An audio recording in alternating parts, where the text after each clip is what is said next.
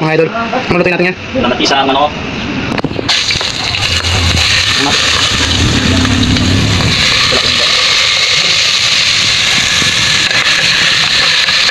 Matikan talaga to.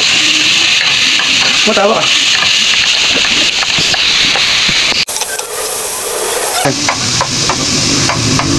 Hindi ba yung... Ano hindi lang yun? Ito, masarap ito. Oo, masyado. Oo, masarap ito. At lalagyan na natin yung manok.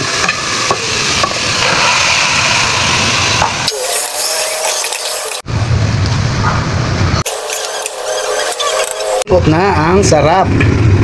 Ganun ba mo, padre? Bigyan natin ng isang container na tubig. At pakuluin natin ng 10 minutes. Natin yung mga ingredients niya. Ang kulong na mga idol. Pork cubes.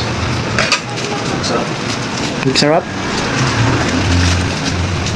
Ang lasa? Kulang pa. Hindi pa siya timplado maigi. Wait lang natin na lumambot pa ng gusto yung manok mga idol. After 5 minutes. Kailan tayo ng sinigang.